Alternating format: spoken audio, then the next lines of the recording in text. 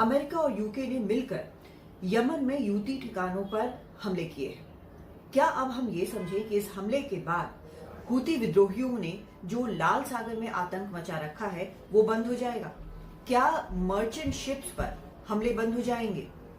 चलिए समझते हैं कि आखिर क्या होगा, कैसे हुआ है ये और क्यों आगे क्या कुछ हो सकता है, ये बताती हूँ आपको। असल में इसके लिए थोड़ा सा रीसेंट पास्ट में जाना पड़ेगा। 7 अक्टूबर को जो हमला हुआ था इजराइल पर, आतंकी हमला जिसमें 1200 इजरायली मारे गए थे, उसके बाद इजराइल ने जवाबी हमला शुरू किया और जवाबी हमले में गाजा में बड़ी संख्या में लोग मारे जाने लगे। नवंबर में हूती विद्रोहियों ने कहा कि वो हमास के साथ है और कोई भी जहाज जो कि लाल सागर से, अरब सागर से होकर जा रहा होगा इजराइल या इजराइल से उसका कोई भी कनेक्शन होगा तो उस पर वो हमला करेंगे, वो जहाज सुरक्षित नहीं है।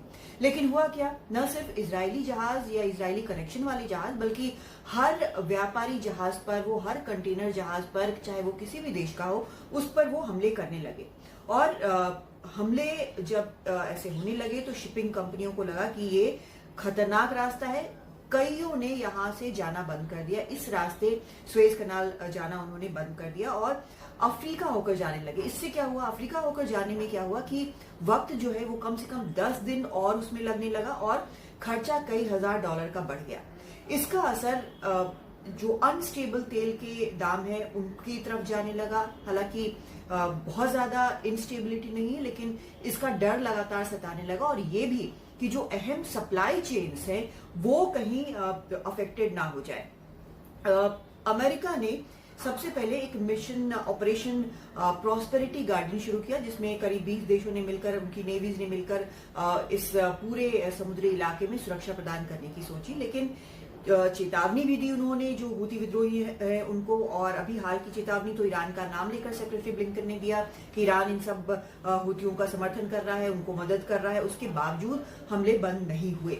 यहां तक कि 2 दिन पहले भी कम से कम 21 एंटी शिप मिसाइल और ड्रोन के जरिए लाल सागर में हमला किया गया, जिसको अमेरिकी वॉरशिप जो इस इलाके में उन्होंने उसको इंटरसेप्ट कर लिया, नाकाम कर दिया। लेकिन हूतियों का कहना था कि वो अमेरिकी जहाजों की तरफ ही उसका निशाना था। तो अब क्या हुआ है, जब ये सब कुछ हो गया और अमेरिका ने चेतावनी दी, उसके फौरन बाद सुबह शुक्रवार को करीब 5 बजे भारतीय वक्त के मुताबिक कम से कम 72 ठिकानों पर अमेरिका ने यमन के अंदर हूती ठिकानों पर हमले किए। और उनका ये कहना है कि ये जो हमले हैं जो यूके और अमेरिका ने मिलकर किए हैं, उनका ये कहना है कि कोशिश ये है कि इससे उनकी जो कैपेबिलिटी है लाल सागर में हमले करने की उसमें कमी आएगी, उसकी उनके जो एम्युनिशन है उसमें कमी आएगी, क्योंकि ऐसे ही ठिकानों पर हमले किए गए हैं। इसमें कनाडा, नीदरलैंड्स, बहरीन और ऑस्ट्रेलिया भी समर्थन कर रहे थे इस हमले में और कई देशों ने इसका स्वागत भी किया है। हालांकि रूस, ईरान जैसे देशों ने इसका जबरदस्त विरोध भी किया है। रूस का कहना है कि यूएनएससी में इसको लेकर एक आपात बैठक बुलानी चाहिए, क्योंकि अमेरिका और यूके ने इस तरह से एक संप्रभु देश के अंदर जाकर हमला किया है। लेकिन जो बड़ी चिंता है वो इस बात को लेकर है कि कहीं इस हमले के बाद इजराइल और हमास का जो युद्ध है वो इस क्षेत्र में और ज्यादा न फैल जाए, क्योंकि हूतियों को भी समर्थन तो है और अरब देश में एक ये हमला हो रहा है, तो इसका क्या मतलब है। असल में इसका ख्याल अमेरिका को भी है। उसने जो एयर स्ट्राइक्स किए हैं, जो हमले उसने किए हैं, वो किस तरह से किए हैं ताकि ज्यादा जो है वो बाकियों पर कहीं असर न हो। जिन ठिकानों पर हमले किए गए उसमें कैसे हमला किया गया, एयर स्ट्राइक और लॉन्ग रेंज क्रूज मिसाइल का इस्तेमाल किया गया, जिसका मतलब है अमेरिका के लिए, जो बाइडेन के लिए, रिस्क कम, खर्चा कम और कुछ हद तक पैसा वसूल। यानी कम से कम दिखेगा कि हाँ ठीक है, ये अमेरिका ने कदम उठाया। वैसे जो हथियार इस्तेमाल हुए वो भी आपको बताती हूँ। यूएस नेवी वॉरशिप ने Tomahawk land attack cruise missile इस्तेमाल किया, जो जीपीएस गाइडेड है, यानी कि जीपीएस के जरिए उसको गाइड करके एग्जैक्ट प्रिसीजन अटैक किया जा सकता है।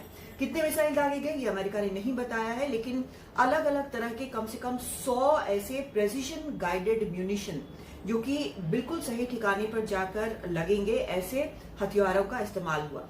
यूके ने क्या इस्तेमाल किया, उसने साइप्रस से 4 आरएफ टाइफून लड़ाकू विमान भेजे, जो कि पेववे 4 गाइडेड बॉम्ब्स जो कैरी करते हैं। और कितने बम गिराए गए ये तो नहीं बताया गया, लेकिन फिर यहाँ पर कीवर्ड अगर हम कहें, जो मुख्य जो एक वर्ड जो ध्यान में रखने का है वो है प्रेसिशन। जहां पक्की खुफिया जानकारी है कि वहां पर हुती विद्रोही मौजूद हैं और ऐसे हथियार, ऐसे बम इस्तेमाल करना जो ठीक वहीं जाके गिरे ताकि और कोई कैजुअलिटी, सिविलियन कैजुअलिटी ना हो। हुती के स्पोक्स पर्सन जो है उनकी तरफ से कहा गया है कि 5 लोग मारे गए हैं और कम से कम 6 जो हैं वो घायल हुए हैं। तो ये जो हमला हुआ है, हालांकि वो प्रिसिशन है, जवाब दिया गया है और कोशिश ये है कि अब कम से कम थोड़ा उनकी कैपेबिलिटी में हुतियों की कमी आएगी ताकि लाल सागर में हमले कम होंगे, शिपिंग कंपनीज को नुकसान कम होगा, सप्लाई चेन कम अफेक्टेड होंगे। लेकिन आशंका ये है कि ये और हालात जो है लाल सागर में, अरब सागर में और तनावपूर्ण हो सकते हैं। इस आशंका को समझते हुए भारत ने भी कदम उठाए हैं। अभी कम से कम जो नॉर्थ और सेंट्रल अरब सागर है वहां पर अदन की खाड़ी तक भारत ने 4 की बजाय अब 10 युद्धपोत तैनात किए हैं जो कि लगातार इलाके पर नजर रखेंगे, क्योंकि एक तो वहां पर तनाव बढ़ने का खतरा है और कोई और भी खतरा हो सकता है, समुद्री डाकुओं का खतरा है। पिछले कुछ वक्त में जिस तरह से हमले हुए हैं उन हमलों में हालांकि भारत के फ्लैग वाले जहाजों पर तो हमला नहीं हुआ है, लेकिन लाइबेरिया का एक जहाज था जिसमें 15 क्रू के मेंबर जो है भारतीय थे। तब भारत के मरीन कमांडोज ने उस पर एक्शन लिया और जो वहां पर हथियारबंद लोग चढ़ आए थे जहाज में वो खदेड़े गए। तो भारत भी अपनी तरफ से पूरी तैयारी करके बैठा है और सजग है इस पूरे खतरे को, इस पूरे तनाव को देखते हुए। लेकिन अमेरिका भी जानता है कि बहुत ज्यादा सीधे सीधे जाकर वो अरब देश में, किसी भी मिडिल ईस्ट के देश में, वेस्ट एशिया में इस तरह से लड़ाई नहीं कर सकता। उसका पिछला इतिहास भी बताता है कि ऐसी कोशिशें जो है वो सही नहीं हुई, उनका असर सही नहीं हुआ है। लेकिन नजर अभी सबकी वहां पर बनी रहेगी कि क्या इस स्ट्राइक के बाद कुछ होगा। हालांकि हुतियों ने ये साफ कहा है कि इस हमले का जवाब यूएस और यूके को दिया जाएगा। दिल्ली से कादम्बिनी शर्मा, एनडीटीवी इंडिया।